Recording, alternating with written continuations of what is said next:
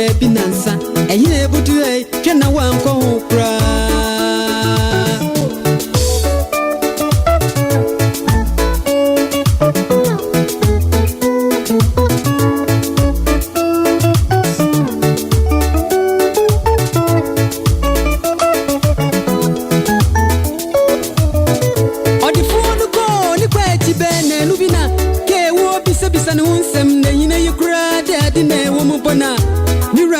maybe a sweat. Eja body wanyina. Miradia shamisa. The body pan away in the kume yimwa. And no diombe say maybe a sweat. Why ya swadi could be a swat. Yes. Now as a summer, what you tour? Yes. What you tour? Say, would it one go good? And I make catch us as only answer to get tour. Let it go for 2 more. You go for 2 and go for 2 and go for the tour. You got 20 tour. Yes, 50 for 20 for 2 and at all. Mr. for 2 and 15 at all. Any for 2 and top. That's fine. What you try the 20 go for 2? Yes. Any bomb no brand. Yes, 50 for 2 and top. Any for 2 and top. If the 2 and day, what are you important for? Yes, I'm telling you. Yes, with the book of hey guy, one verse number 6 number 6. Muhunya mushe. Ya wunya ya she. Openi apade. Openi aketua de mano no. Egufutu no. Ye fiti etuo. Ye fiti dai. Etuo. Me na fiti etuo no. Me na me tro fiti etuo. Na to ko ni say enabi mu ewiase a etuo die no mbeje. But o ji futu mu a o fiti futu no to. No mo di tuo. Mo di tuo no to. Ye ni tuo. Ye ni tuo. O di tuo. Hallelujah. Me ko futu mu. Baba ma no bra. Me fiti tuo. Me ni tuo. Tuo ye mo patuo ji. Mo patuo di. Yes. O di futu no to ha adwene. Wa fiti futu to a.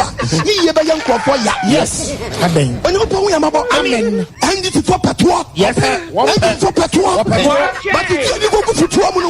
Na woni asam no. Ye be ka de doko. O be do no mu a. Uhunu. Yes. Na dey yan say, o ba so bati. Yes, obi edi tuo no. O ba so party bia e wa map. Ye ba chi wam. Ye ba chi wam. O ba bati rete. Sam.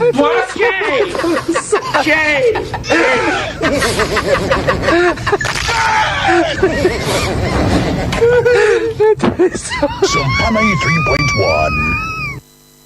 Ya matiefo nyina akwaba aha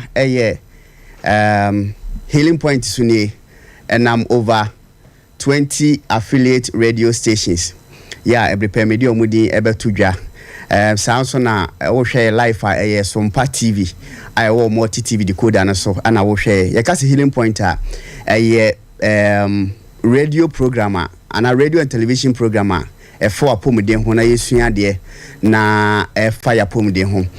Last week di nkomo edify fruit fasting ho ama manfo efreye omo anu matimi aye bie ene sunsuanso omunya papa ne bone nyina no omo kan eme nyina yete ho ase na ye kase ye beto akoso na afei yakoso aye nti omo ana ye the first time omo te no ye Healing Point Healing Point so no ye fruit fasting no, which is the coconut water fasting and then watermelon fasting. Ye say ye nyina entonko so na ye nye Nyankopon ya adoma ende ye bie phone lines na say wo feedback na say bibia na watimi aba be ka amobi atimi aden ate na de kan say enne so ye da foforo enne ye da foforo we say Healing Point so no de mu callers no na say ahwefo no mo be kana no na ya ye de mamo na say yenya 1 or 2 complaints and answer requests say yen discuss about family planning ni nyina ne say wa bra dachi hema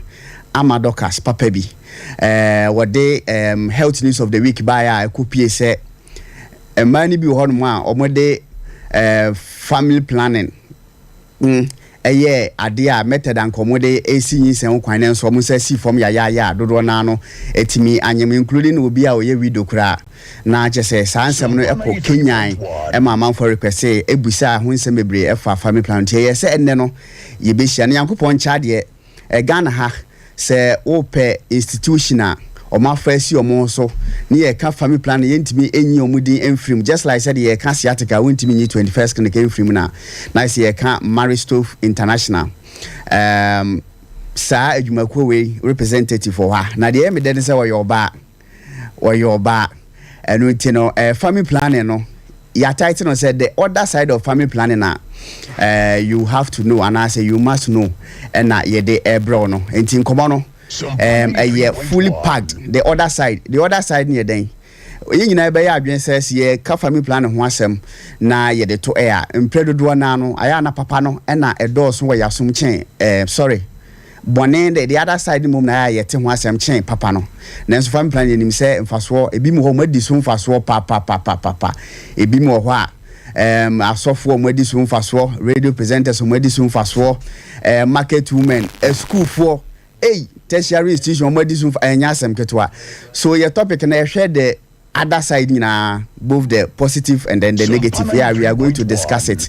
Ama what me enya oho entiase. So enche biano ye be introduce ye guest no ama no etimi aba live na ye den komodie no e de abrew and 10 times. So now before that my main kai was say Jumedie we and over 20 affiliate radio station Brekum eye Kechire FM Winners FM e was Hwidebi so okodwabo so Radio Rainbow Connect FM Watakrade Dynamite FM e wo Takwa Power 97.9 e wo Accra Nkoko FM sorry Oko FM e wo Nkoko anafei Eastern FM e wo Koforidua na MC dede na moye no mbema na akofom na ma me ho kire me ha afei so mudu Kumasi so aye Sompa FM ana Niger FM wo adwura sanso na Fabia FM wo Nkranza Asta FM ani Agenkwan FM ewo Techiman sanso na Ewiase FM ewo Wanchi omofa dwumadie we live Sompa FM ewo Sunyane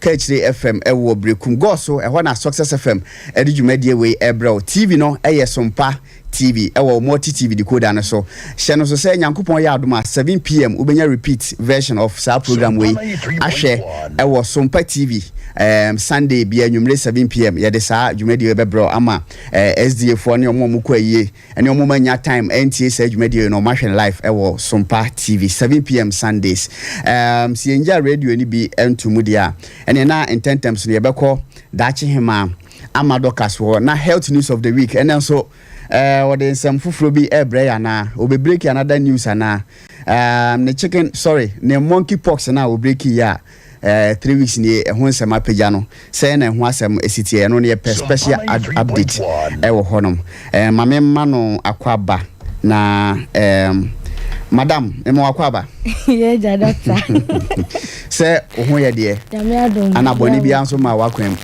nyame adom ye da nyankopon asem in 10 terms no health news of the week wode maye no ene de he doctor me da se wa ma me sa akonya we me nda bia ye de health news of the week eba wa healing point so na news in the bebre na bagana web ne online and na Ghana news agency for so de bia ba all right na monkeypox na no ye kan ho asem no say de Ghana ya confirm 18 cases. Oh, okay. 18 cases. And there was 72 suspected cases. And I wa Accra wanya 9 months. Onu nso wanya saya. Monkeypox no okay.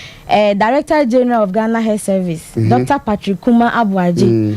And na edibai and emum oma regions Greater Accra, Ashanti, Bono and na Eastern region. Omona yenya sa cases we. Okay. Nti ye besa so mbehwe omu ye na enkotere na obia enya bi na ye toaso a doctor bi so dia base na empaso agora no edini pa ha omu a omu high blood pressure anase omu pressure no e wo soro nti o se so omu wo BP no omu nya empaso agora ano ye dini o se doctor I don't know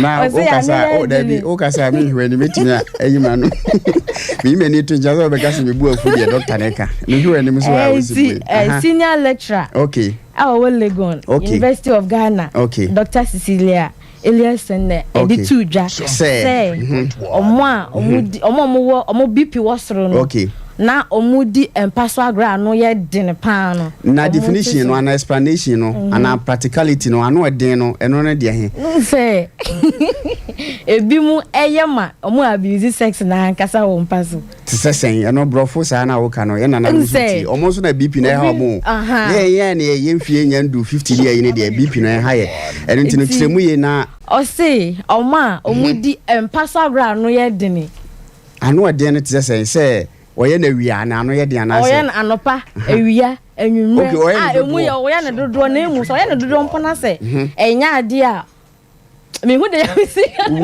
unimpa on beso be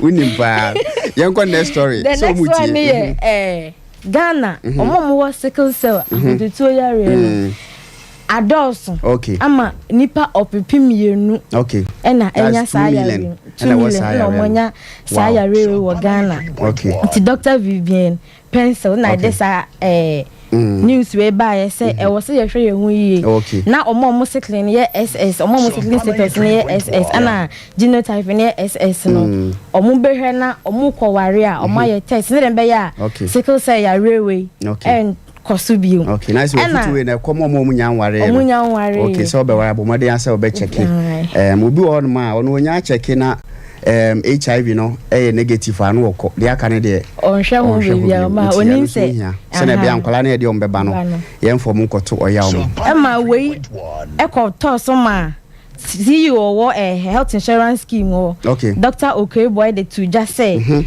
oma omo wo sa ya rewe aya ye nkura anase nkura omo wo cancer no se say die omo de abetu just say health insurance card no ebe cover nkura omo wo sa ya rewe nyina oh good hey ana news editor Mr. Bernard Anna Benedict Asante one my news because I asem de say omo wo cancer and afi omo wo sickling say dey health insurance ebe cover we will break you me free next month say free next month ye ko na cover ye mra ho ana say how the bram ho me am friend doctor no okay all right and here asem the way health news of the week mpacho asana say obi mu aka last one and I osandi to just say enkofo omonya na say na no omonya 70 years and above no who say we could register health insurance card na I take 1 month asana activate am wetimi akohwe but they say there was some omonya 70 years and above no so omo register card na ometimi the instant na ometimi the akọ hospital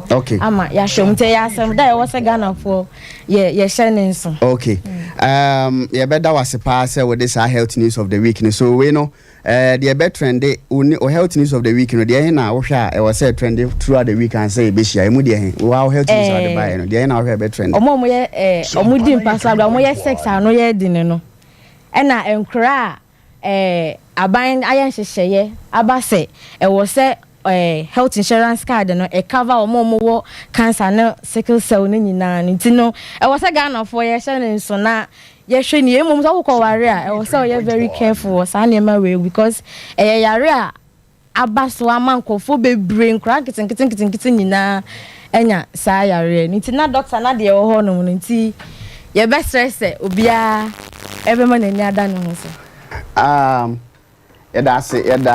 dachi hima doctors asese wetime the health news of the week no de abreye na baby a wo bia the healing point na ye de bre no me guess atnase na asemo family planning na ye ba be di ho nkomo topic here the other side of family planning na e was a wuhu ayana de bia ye tai kan the negative side no be wo gidi say family planning so aboa nipa bebre ama bebre etimi aye omo family sene omo ho de besi asoso ama bebre so asiwe omo from abortion me can say na just say minim de me can because kofu bebre ho no ma say SS Yekobi ana me boa na university Yekobi even Jesus cry Yekobi hu bebre into the other side of family planning ya there ye pese ye discuss ye be discuss both sides ni na enche bia mpacho me maami a menya no wahai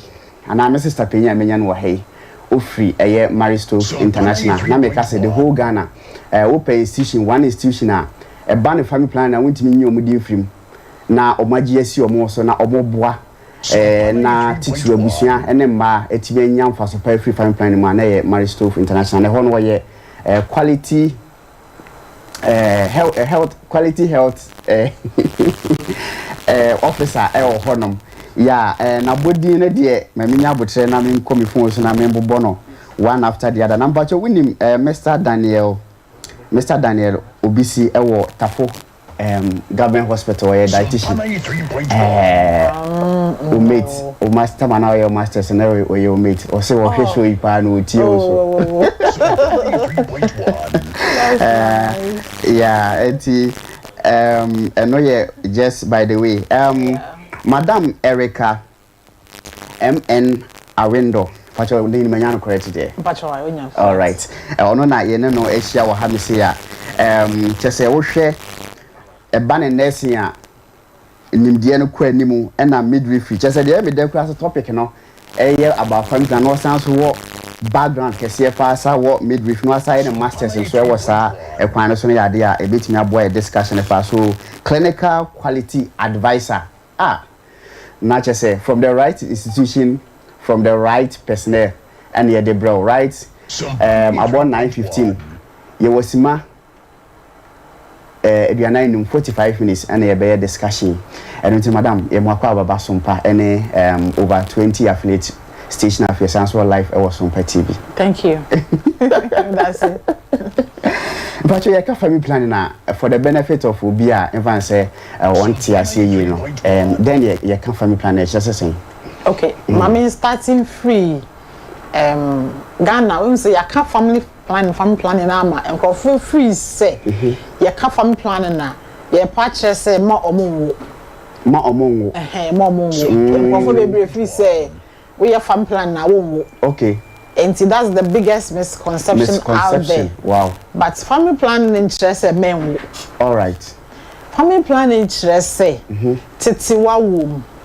Me fan say be we know we ma ware ma tena ho ma dwen say mo be wo nkola 3 and nkola 4 okay yes sit titim wo first one na my first one nya 2 years okay po na after 2 years na wa start say wo ye empema gra obenyim nti by the time obenyim na chi obewo no na first one nya 3 years na fe eno so twoma na waje wa hom biem na wakọ saa tete na obenya nkwala 4 na wo pe no nti family planning interest jayawo and I say jayawo okay the other side of it no so no say for young people omo 18 years and above ekono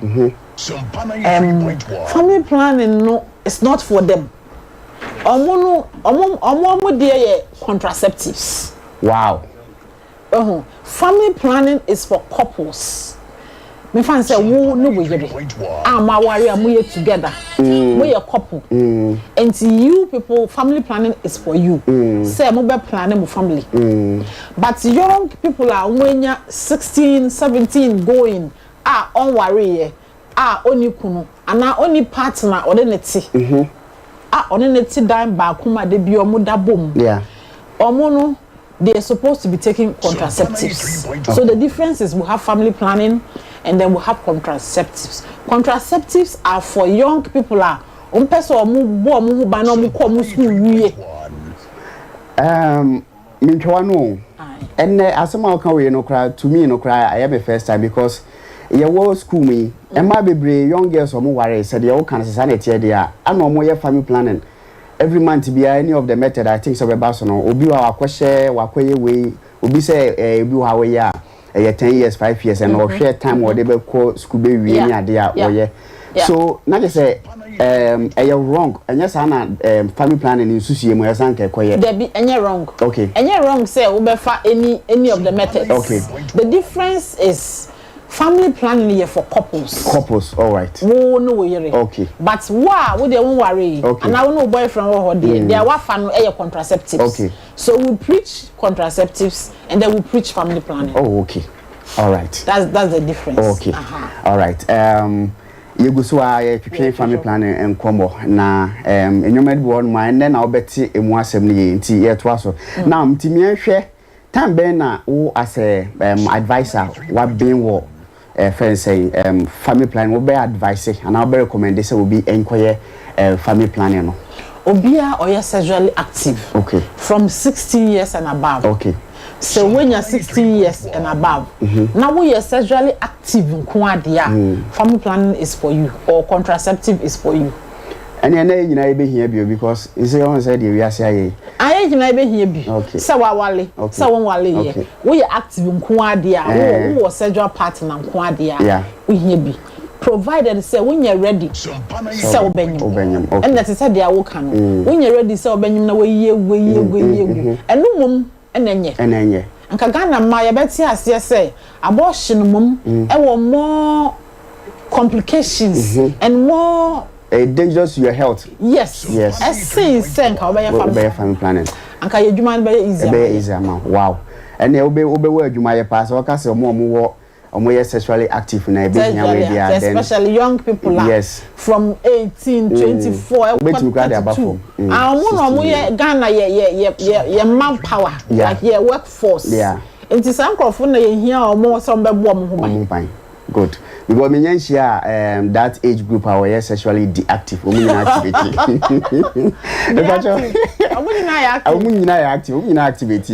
Who and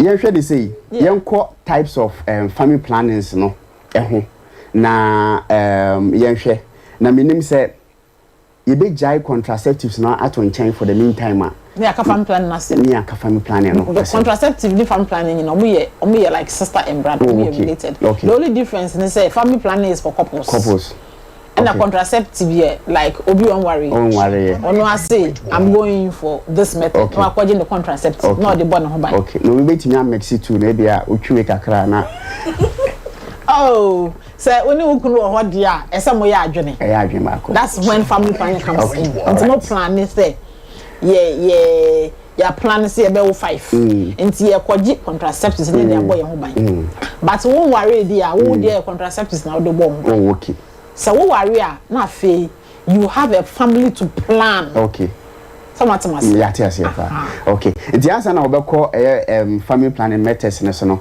ma menka we say dwumadie we make us say oba na interested pa na oti TV no ba ni kunu ni ho 7 p.m. Sunday you be born repeat was Sompa TV or multi TV decoder and so I do teach channel so now watch the time so Yankopon ya adoma Sunday and you 7 ubenya no live was Sompa TV na ye ba be call types no we say we be where is really minim say maybe a suitcase kakra be o di be share be sisi ana because me crash oh ma we mention okay me suitcase na munye hu bag na so efe enema kakra bi na wo ma me de be share okay mamenkan types aye wo ho mamenkan nyoma bia me hu no akire ha na we choice kit yes ana me hu Maristoff International ana me hu US aid from American people. I think say money omo bibi on. Yeah, no mo bibi pa mo boy in a lot of ways for your new my idea for okay. Because any man idea family plan ni boy dey pa. See I say Ghana ma kwa muntu ya ka ebi muntu mi. Enti the enya donors a mo boy and US idea ba. Yeah, that's why until omo na omo dey sa pack we. Deba. Enti na hu so omo dey go hono. Okay. So nyoma bag we no bibia ye betimi de atete ya wo mu ewom wa ha emma nyina so ko S5 nanka ene ya ohia od betete wa wo ebi wo bag ni pacho ene yenkwe okay enti first and foremost no family planning no said e be ya me confuse etiefo no mama nya ne simple okay ye wo mu miensa main miensa 3 main ye wo they are friend long acting reversible contraceptive paso sisu and brofun mode into my family tree ye we dia wo ya e be che ama long acting e be che na fe so betumi jai wo be reverse wo jai no wa wo and ye was short acting and wo one short time na and also no jai wa wo and ye wo permanent they are we ya and no wo biem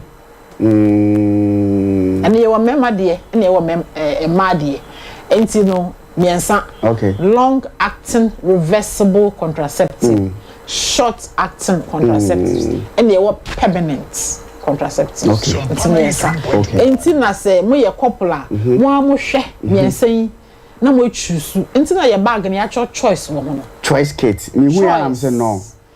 The way I see can adi kura che say when you say wasunya keke wankasa no we na yofo wankasa. To make sure that you invite na wa be to me na me yerefo no ya esa no na be chusu ama ye na be chusu. One na be chusu nti ya choice na atom. Okay. Ya cheche ni nyina mu chiro. Okay.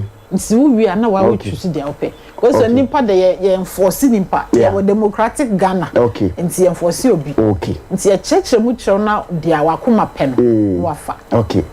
And then my wife iti we no enya kasa tente be ya cheche mu so a wo hwe lifestyle a na wa hwe se we na emboa me we be boa me we be mama ye se we be mama ye se no chusu chusu na se ye hwe investigation kitu bi na ye hwe se we na emboa wo so a eno so eno be ka ho ase bebre wo ho betime chusu. Okay. Yeah. Okay. All right, into yanko types in. Okay. Into my main starting from long acting. Okay. Long acting na chere said dia ebeche. We ya ebeche. Ebeche. Ano na je say no de nyankopon ya na wonya fa no se kukura wawie. Ebeche e de amount. Ebeche de amount. Ebeche de amount. First one na ebeche de amount your friend IUD. Ai eno no sebi ye de to oba na wodi mu. Etumi koda ho 10 years. Ebi su tumi koda ho 12 years. Ye de hye wa wodi eno mu a koda ho a eda ho 10 years problem bi eno na eda ho. Na mebo awodi na no de ni mu anana no. Ye de to awodi eno mu. Ati ye de be fa awodi eno no, ye de akoto awodi eno mu. Because who awodi eno ma wo fa awodi eno no. Who ya betimi aye yene dia because asa baby e ho nta na yeso ye kokodu. Enti na me say ye do to awodi mu. Okay. Say woni ukunu oba ni be ma hie mu a wonkwa awodi eno mu. Aha ho de nkom ene dia no. E ho de mutum kura nko nya me asili ho. E ho de no kre. Aha kwan ketu bi na da ho ye de we ni be fam na dia atom. Okay. Baby a wo be koye se be oba na se. Ne vagina no mu. E ho na mu di agro. But when you do to uterus in chest awodi eno. Nti ne ho ne de. Obi ankodu. Obi nduru ho. Nti when you disturb mu kura. All right. And the stem mo kra. Nti when dey the to ho 12 years, 10 years na da ho. Okay. Na yes that time na dey awo pa pofrum dey. Awo pa pofrum for the next 10 years dey. Wow. Woni na abobra ya kan say me twi. Woni na abobra. Pa. Nti no. All right. Unya sa. Okay. And your friend no IUD. And your friend IUD. Okay. All right. IUD no ma me nchechire mu say. Eno na eduro nim. Ye wo mutu ba ko eduro wo mu ba ko eduro nim. Okay. Dia eduro wo mu no ye de ma omo be chusu na ye wo dia eduro nim. Dia eduro nim no eno na koda wa eda wo ha se eye na adwuma. Dia ye ne se be ma no hu nsuo ne ba na we no a repel it. Wo repel it ma oba ne be ma hu nsuo ne emehia na be ye bampo. Ama nyisan ya ba. Okay. Yes, science use it as emergency contraceptive. Okay. Say be a woni be ma bi ko hye baby na say wan bon ho ban na wo fi say why risk a wo ba within 5 days near the tumor serve as emergency contraceptive. Now just way shortcuts into the long term. What's your center mama me? Say no everyone na my kakra nti. What's your center mama me? Sanity. Okay. Tell me to me fast shortcut no. Now they are long term now. Now what now Okay. Na the other one na your friend IUS na no say draw wom. Okay. And the other say no say release chemicals hormones bi. Okay. And person me can be and also Emma sabi ya sinsuo no mu eyedu entil be ma no omoa no ba unse sperm ketenkete no ba da che so omunya kwan enfro enko ovary ni nchen enko fertilize unse nyabe aye ne se ese be ma no hunsuo no ba emoa ketenkete no omo ba sabi omo fa ya yase no mo akoye fallopian tubes mu no mo ekohia kosua na ya yato no oba betu kosua every month otu kosua na kosua no wo fallopian tubes no okay ena be ma no hunsuo nso be fa nase aso be akọ fallopian tube no sa be ma no hunsuo na nyame aye no omo so me faster than anything nti omo kwa no mo kosua na fe na fertilize I start to say yeba na fe na ba beda wodi na da wa 9 months na oba na ide wow enti IUS ndi e ne say ya sinsuo na be ma ya sinsuo no mu ayedu enti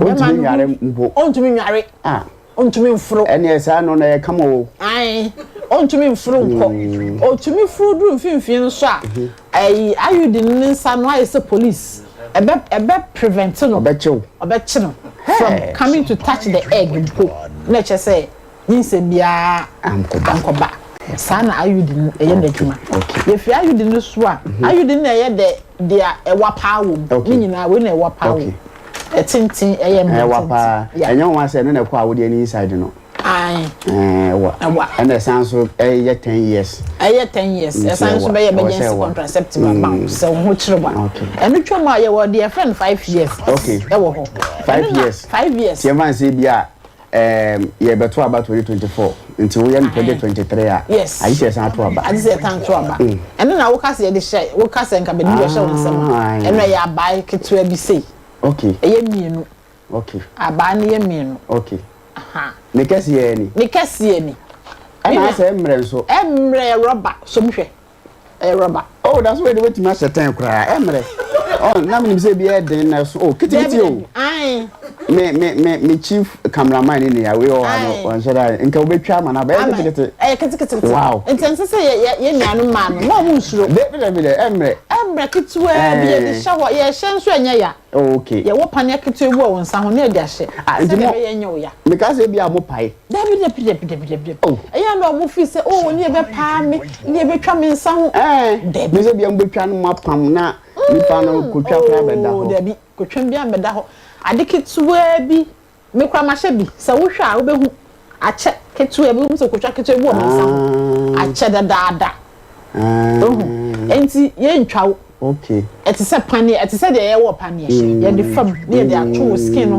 ho ketuwa bi ne da ho okay one kan chiro bi mpo se wo de bibia hya me kwa me hwe mi sanity enti woni de 5 years ne da ho 5 years na ye na adwuma wi 5 years no so a ese oba na yeyi a ahwe ne nsa beba na we ni de na adwuma ye no se oba no kosua na oto every month no we ni release hormones bi chemicals me hu se de meka ne twi ahonsuo bi sa release hormones no na hormones de ye no se ye kosua na nka ye beto no we ni kwotena kosua no so ka kire kosua no se entokra na obede nya atenkan oba no enu fa atenkan no ho okay because you can say obi because you na me beto a enka menya atenkan no okotena na ye say ade me be ye ne sa nti wonkoye nti na ma me busa we ni affect wa atenkan okay wo mu okay ti sanka every month beto kosua ma be ma no ho nsuo na ba nti ekotena kosua no so na chese etiefo na hwefo de etie ne say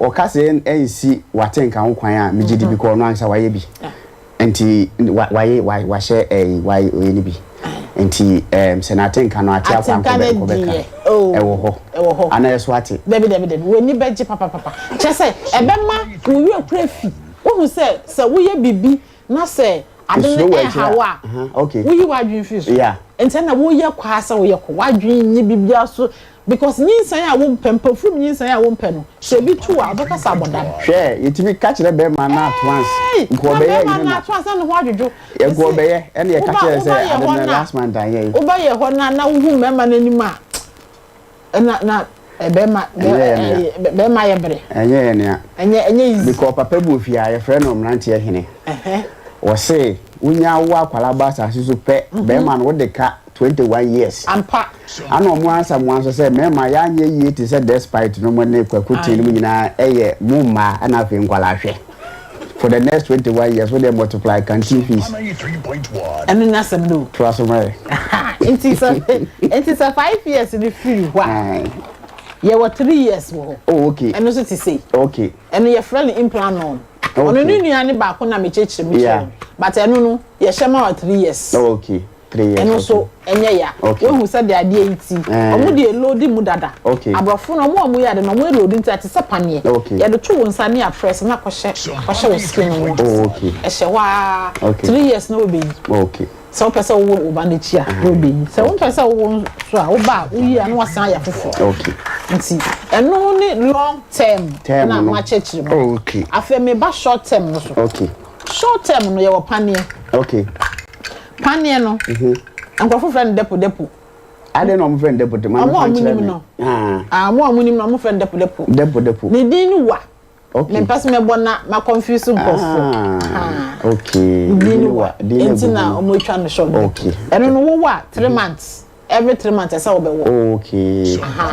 Say ujija tuma wa hwe na nyinsa yaba. Akoba. Okay. Because eno so to say a suppressive ovulation. Okosua no. E ma kosua no nto. Okay. Nti say 3 months ni twom na say wansi ambewa kosua no beto. Eto a obenyu. Okay. Sadeti. I see. Enye wo 1 month de.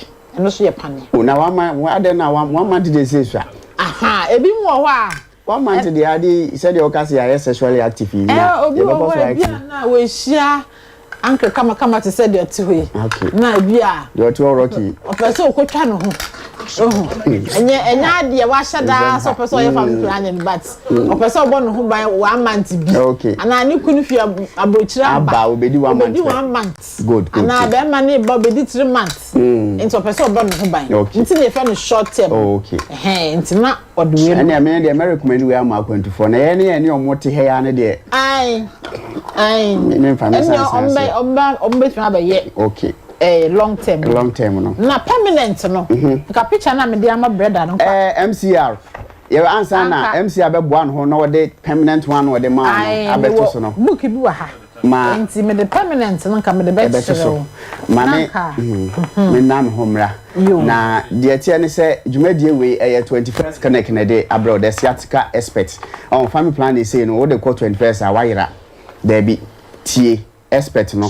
Na wo ko hia se ubehia nimdie bia kwankyere ne moa bia fa family planning ho a na wako maristos for ho be se ba ne se woto asintini ye oya me ba ne se utipawo e ba ne se woto ase twetwon e ba ne se opawo so wo no opawo e ba ne se wo diabetes hypertension na yawe bia e ha no 21st clinic na wo de beba omo more than 15 branches na wo Ghana ha so ye wo ho sunyane yo ho enkoko boboase tema kaswa islegon dome takrade takwa ho nyina ye ho ye wo nkranza ye wo brekum ye sanso wo wanchi eni sehwide bi so sehwidwabo so sunyane nyina ye ho tini nyina ne se obefa number ye de ba betu ye na ye de ato screen so ye 21st screen number ene ye de ato screen so ya number no ye 0540 311 311 0540 311 311 0540 311 311 a clinic of your time and they century mu ye didie ene ye nyoma se na ye nyoma ho yare na ba nti e ba ne sa obehia clinic of your time which is 21st century clinic 21st clinic na yetimi aboa ye adwuma fridwada e de kwesi memenda anopa 8 pepepe ne ahase kwesi anwumre 4 pm a branches ni nyina no ene guso no nti wodi ane se obefa number no na wafre na yetimi ahwe na yaboa wo fa cho yanko permanent no so na MCR obeye images no enso ready na yetimi e de akire na wo de wo kan ye de mamu so eno no eye ma na ya na se mema na de discuss so far no de discuss so far no de ni nyina ye ma eye ma okay nyina ye ma unfortunately research in course abom ade ye kan say abom nyansa for yeah abodie mu nyansa pe omunyanya dia de be mema from condom nti dia mabobo so no die nyina ye ema okay but ba ku bi wo ho a ene die eye mema omatimi aya akonya mema de aka ho ba ya se mema de wo ho na eno no be ma ya owu biem ye eno ye permanent o na na mo ye de ne sa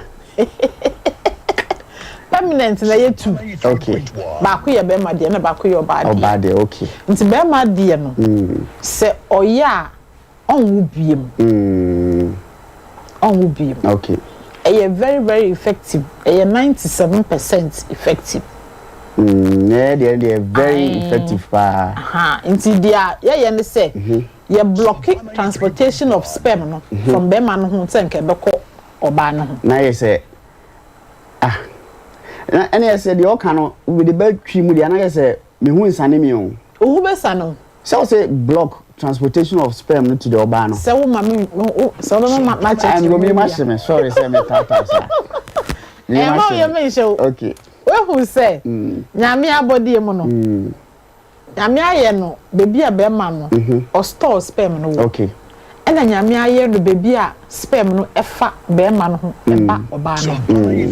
And then Yamin so I semen dia sabi bear man who sanny na insuo no eba no. Ha.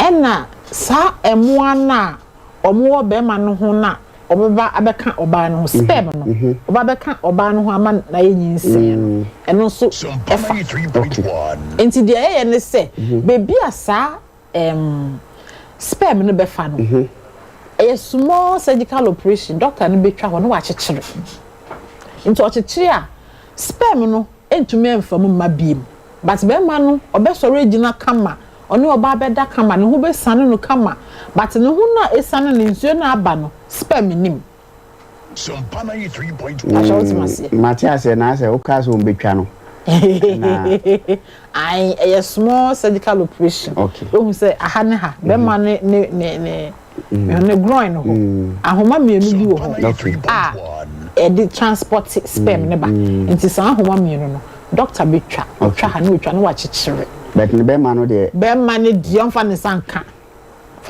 ne be ma ndo be gina so because we sin that them aye na dwuma de be ye bia eno ane say oni emma 100 dakora omunyim but ne ho be sane kama isuo ne beba kama ba isuo na aba hu say sperm no efra semen mu Matthias isuo ne semen na enkwamwa na omobema obeba oba no ho abeye eye sperm enti say ye sa procedure no ma wa sperm ni eni semen mu bi enti wo be sa no correct but sperm eni semen mu ti ma me nkyere mu nkyere etiefo na ahwefo ya ekwa ti say waye fish pond na wo koto enam e dia begum correct wo ko na enam na wo beto no e dia begu isuom na dia ma wo ti say wo behwie enam na awakoto na eni isuo gina na wo behwie na de omo ya omo di si emma ye di twa ya wo for family planning say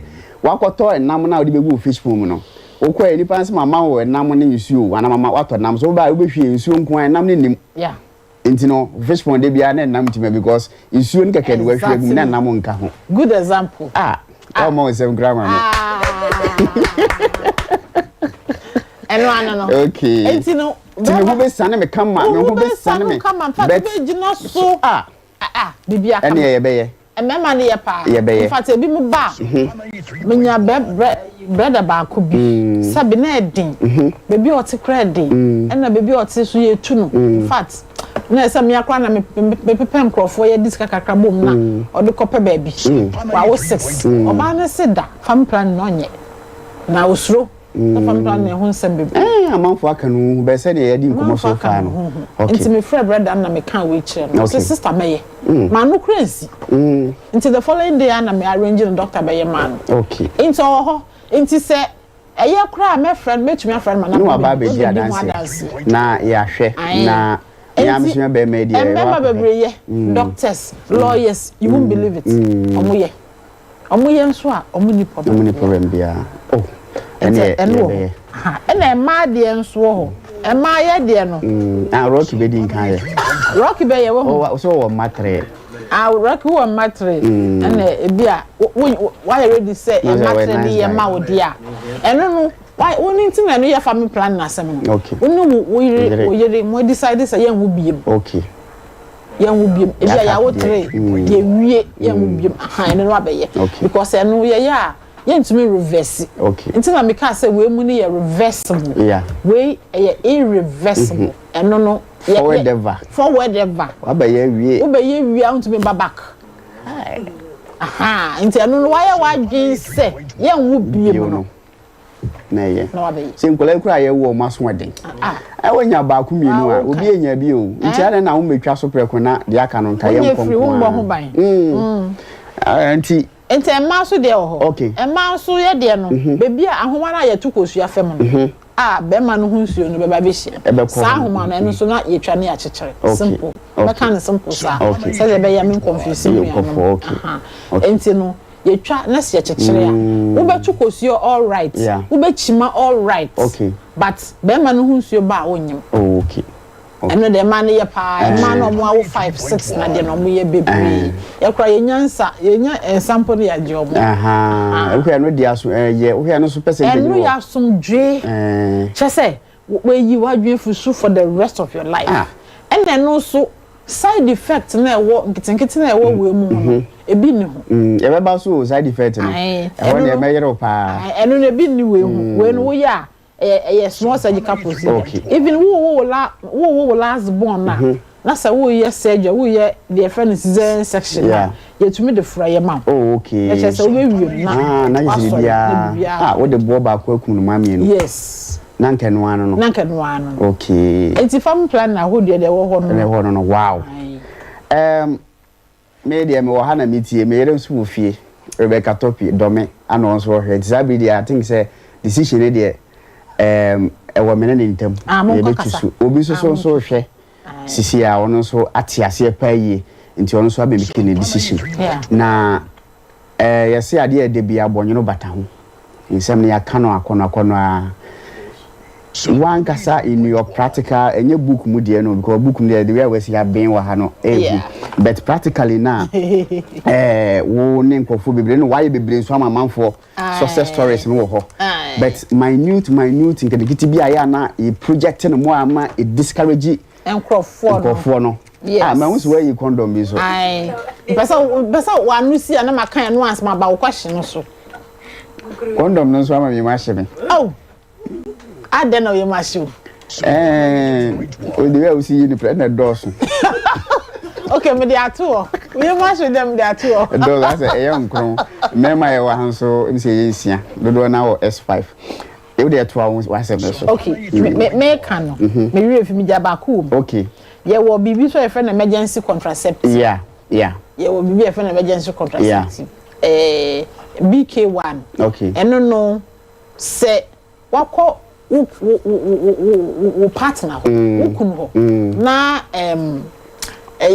mo ho akochire me ho said that kan wa mbọ ho ban na wo feel say sa time ni ye time a wo tukosu a wan hwa obanyam na wanum we nti na efe na emergency contraceptive it will last 5 days nti me fan say bi ende na wo ko be man ho na wa dwena ye say enne nka me chima hu say ma ye chima 14 days from 10 days to 14 days na asen atokosia nti bi a wo kan hu say and then one hwe na 11 day na 12 days nti me chima atokosia nti no betumi afa we up to 5 days e be ma yinsen ne ma emba Sompa 93.1 we metimi anom na makosiem ana say ko do be me betumi anom na akosiem but say we ko hia mu wie nso okay na the right way ni yenkoye wie na yenom ana say obetumi akoye wie no wano okay but caution e wo ho ne say we no yemfa nya no de bia okay ai wo de ye de bia no so bebi wo nti emergency wo achiro ba ko bi no no wafa e kan say efumi mu good that's you know no wafa nti say wo per regular family planning dia dia ma cheche mu nya betumi abeyi all right eno free wa mema de no dia mo betumi dia wa mo ho ban so ye condom Sompa 93.1 oh ana wetu suit radio Debbie say me no ka say na ma hu enim sa na wo za homa we e ba condom o suit rasi homa we aso me ko oh pa chesa condom na won pe ya wo ye chesa won pe Debbie ntisa ya wo ye chesa condom won pe na ntisa chesa condom ya Debbie ahun say ya ka so say TV for mu hwe on sa ahun ba bi sama wa mama bo megu Debbie o de chechire mama bo megu re mu abamu sa awa mi kra ho condom no ayo okay condom no hu ti eye no ma mienu okay e bo hu ban from 93.1 nyinsen hu okay e na san bo hu ban from endamu yare It's very important, especially nkola kitten no aba na almost 16 17 me ba when you're 18 and then the birthday oh I have a picture my fanto so mati na ese ye ma no omo ti ase ese omo aduru sa time no atinka na eba nkola na nyomo naturally sa na nyame aye no when you're 15 16 e ko no munya sexual edges me who said that me can retrieve and them atenka na ne ho boni brim yes e wo me say ye bom pa ye bom ye no mo kwa sorry ye bom pa ye say ye man be nyi asa akofo oba ana oba nso be nyi asa akofa nyinsan aba parent bi ani ho person ne ba kofa nyin empofuru nyinsan ba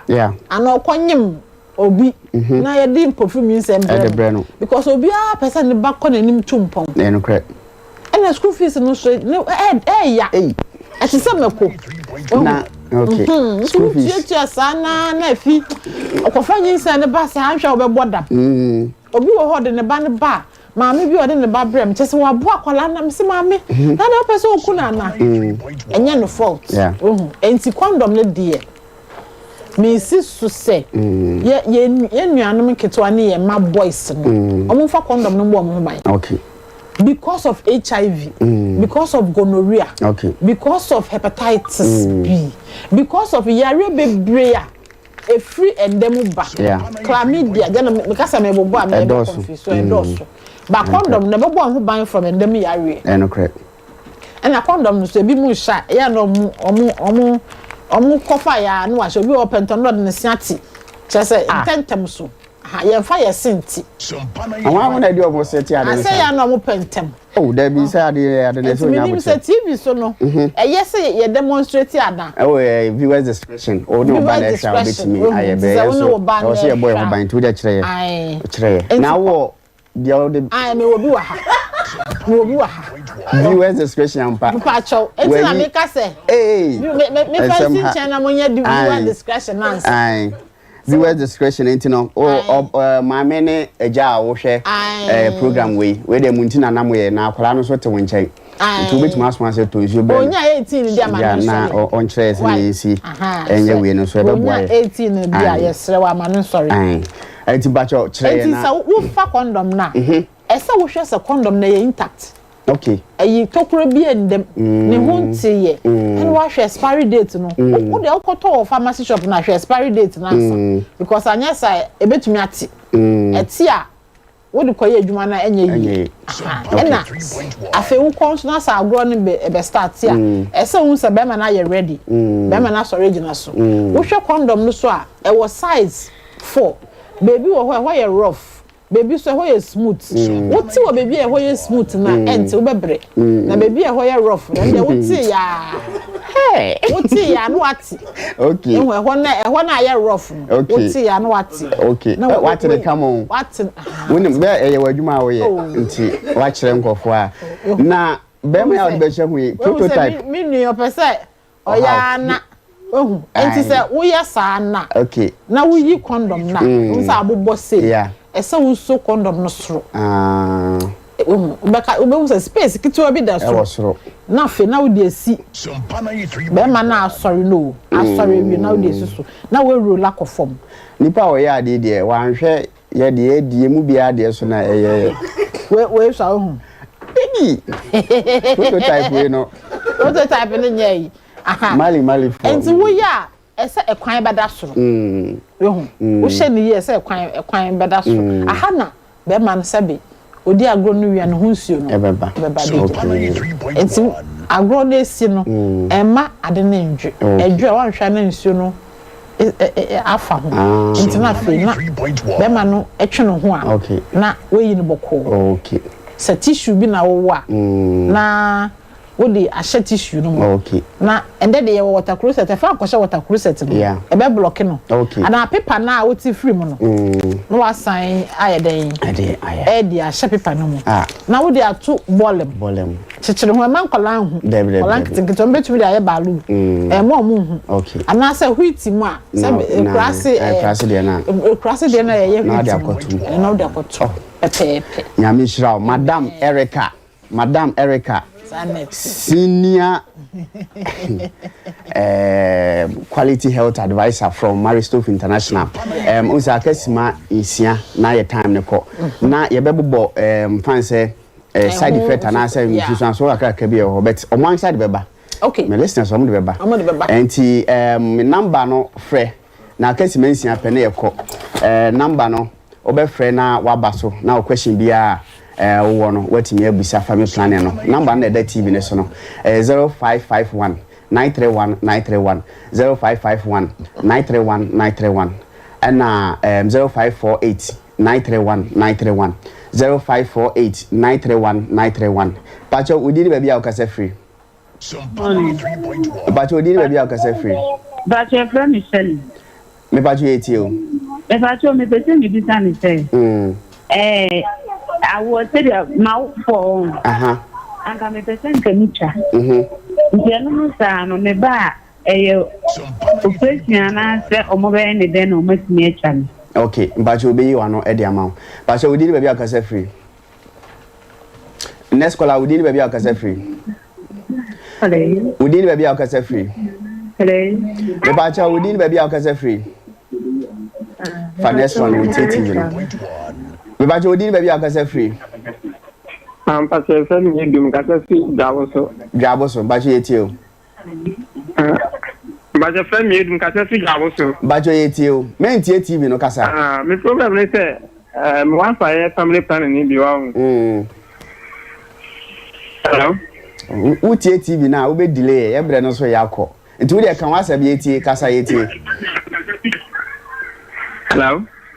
For next one man 10 times so. But we did baby akasa free. We did baby akasa free. On so tie TV no for next one. We did baby akasa free. Yeah, first Gloria, I'm kasa free Techiman. Techiman ba cho yetie. Me ba cha dem so me person bi san say eno nam person kan by wan ka hono mama ti. Okay. That is all by so me 7 days na. Oh, 3 days free period on the bed. Hello? Oh, and you be baso. Wo de no de you be baso. Why? But you did baby akasa free. We did baby akasa free. Hello. Hello. We did baby akasa free. But you o TV no so afra. Yeah, can Mary, me first people everything. So. Okay, but you etio. Hello. But I can Mary, me kasa free voter region battle.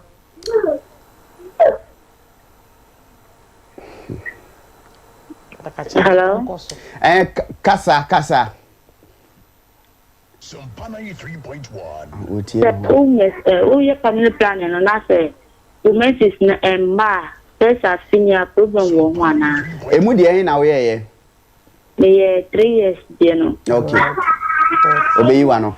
0551 931 931 0551 931 931 0551 931 931 Anna 0548 931 931 0548 931 931 0548 931 931 Bacho utie TV na o frɛ ya na wadum TV no volume no anya sa wo be free line so why Mr. Wa we did baby akasa free Sompa 93.1 Hello.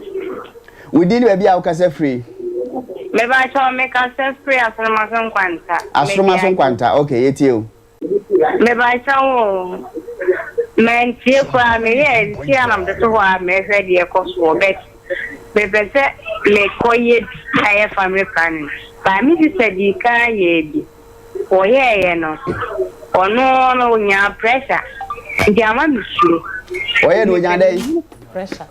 oye no ko nya pressure aha okay and you see ama mi sure se me ye bi mi nya so anka me ye mate obi fa nsuo so na call fence o fa Libya nsuo so no call Italy and wa besi dan obi so fa wan kodu odi ni baby akasa free bia ni ti an ba cho etio Ebacho agure agudi bia ma re na kuru sana me be ma on so anono nsa abegugu ho ta ye me here pa ndia kana so infection what the ba 21st crank na etimi ahwe na yaboa eno achi no wo ho bia se de mama I recommend na wa she rubber no de abo ho ban we did baby akasa free But you didn't baby akase free last caller. Next one. We didn't baby akase free. But your low radio no. We didn't baby akase free. Sompa 93.1. Low radio no. Low radio. We didn't baby akase free. Young question so but time na so. Radio stations are more for programs. So mo che 3 minutes na yenyi. Aye. Okay. Enye operation kese bia de me. Ye betwa. So wa wo for no person. Wa wo for no. Omra na embo no. Okay. Ye betwa haketua bi na ya chetra wo ma no. Enye operation. Okay. Enye operation kese. Free period after menses. Be ba so. And topic I hear pa. Yeah. Sompa 93.1. I was in a person could be necessary now could be when you're pressing. To say that kind of should be okay. Or your sister cry, wouldn't the moja sometimes any pay. Now, all quiet no, much children in such as all pressure that answer. Because family planning in itself, the more pressure. It doesn't give pressure. No. And more pressure. So what pressure or what? Family planning type go I am farmer, remember different type. Into baby or quiet in the summer one. Okay. Not said the amount of pressure no jai. Okay. No quiet there and command the pressure cost. Now as I make us say now our pressure and I'm coming about that. And we are when about was pressure. Okay. Okay. Ukoya na fe na we no aggravate. Okay. Pressure. Nti say what pressure? Wo kwai say wo ka kire omo say mo pressure. Okay. Sa no omo behwe de beboa no no aka ho asem. Nti mani nsuro mra. Okay. Na mo boa no. Na mo ano. Ne sister no wo pressure no nkire so no. Okay. Besides you other method I also be to boa. Na sanka if I say me busa question off air of which we are not off air.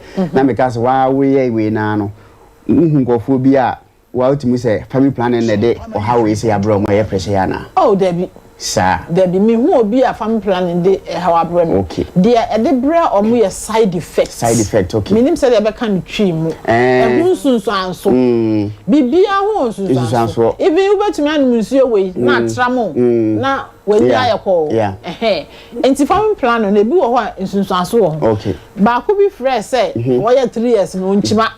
Yes, one of the nsunsuan so a e wo family planning no. Sometimes nchima. Sometimes ubechima when chima enye bone enye ohweda there be emphasize all cases and I'm sure so nim say onchima yen hwenye yeah o jai 3 years na obesen chima obesen awo sana family planet na ye say obi akoye bi ebi kura apane de and which of the method na onchima en say e ma no ye no dadwe say ni chima de me be yare okay and say ma we ye dadwe no kura because nka kosua na wo ba be to a e be pai ma ye we chima no eno na edro na koso person. Okay. Sanity. Okay. Enti ebi wo ha onchima. Okay. Obi so be chima all the time. Enti so we obi opese de bia wo chima de a wo ba wo ensese wo choose ye no. Ese wo choose ebi wo ho ndem so bia be chima. Okay. Okay. Okay. Ansa na be kokra no wo chira kwan. E ka se wo ku amanfo be frɛ pa ko amanfo be ye. Ye se ni hu na firi ho. Na dan a Nyankopon ya adoma next week. Ye be stress o be san ba na wa be toaso. Na even kra no se ne wusi no wuyi ni ntam ye hu se ne wusi yi no wuyi ni ntam ana afi so the other calendar no so obemaye na afi dachi hima be call market o matie program yi wo akotwa videos amanfo report e be ba be achi na so issues bi e wo no na next week be bia homa ne so ntam e be fa more course na afi issues ni na wa attend e dey amai so we chira kwan ya ne ba bia ye chira kwan ye wo Santasi roundabout, okay. Opposite Palace supermarket. Okay. And also NS chemist. Okay. If you go 1, 2, 3 buildings, and you were sign so. Now is a Santasi ne and hold you roundabout. That would be okay. You was so. As a Malcolm crowd area. Okay. Malcolm what Malcolm na 2 buildings here be there. Okay. So person will free as well. Okay. 0544 330 688 Wait me after 0544 yeah 330 688 yeah bi musu tie free tamale techiman say no say office wa akra your office wo ho akra so your office wo ho enti ye mani pa no frɛ number no say ofre e ho nso a obetumi enya branch bia across Ghana Now wait me akwa family planning. You to free number. Okay. Naka minya sa to free number. To free number nanke dia ma. Naka me dia ma omu. Okay. Omu to be call internet mo. Omu call be who marry stop. Okay. To free number ho. Sure. And who fra? Yentil. Baby a wo yentil. Baby a wo bia. Ombe direct wako. The nearest branch of Mary Stop. The nearest branch of Mary Stop. Be Yankopon ya aduma. Next week no ba the to free number.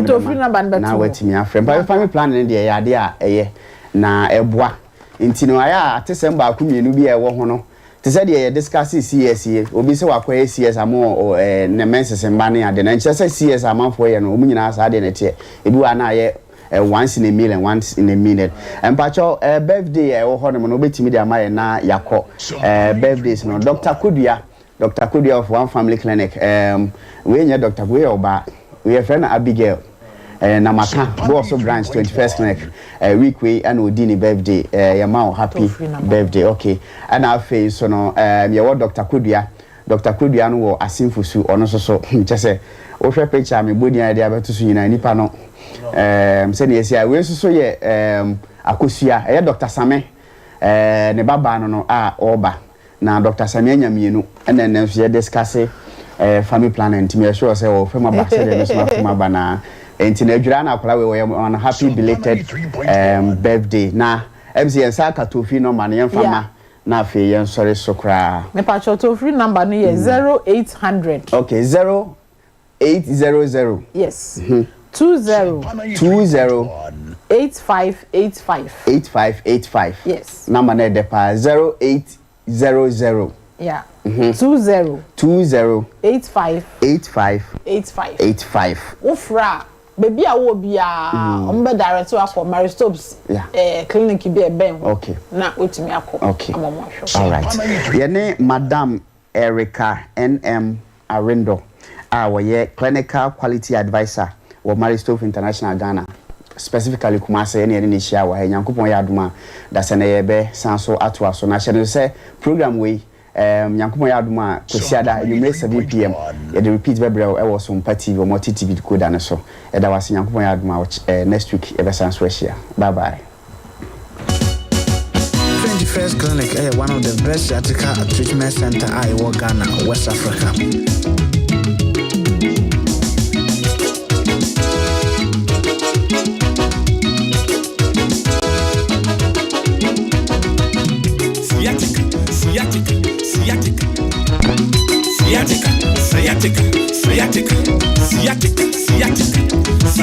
Sciatica. Tu as fait wow, c'est le mou, show, 1 and 2, 8 to 2, Sisieti, the Kuro, Boon to me, Gina. Mawo, Yaria Kuru. Unanimutiti. Come on, Yaria Kuru. Mese, unanimutiti.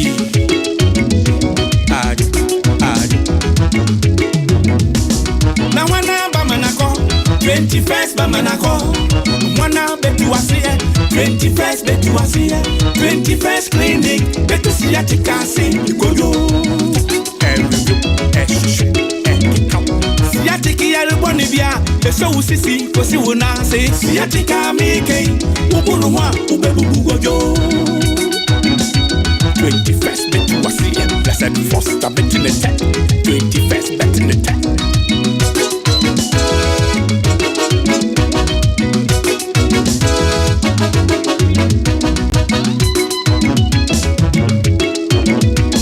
So doctor, I can't walk, I can't sit, I can't stand, I can't sleep.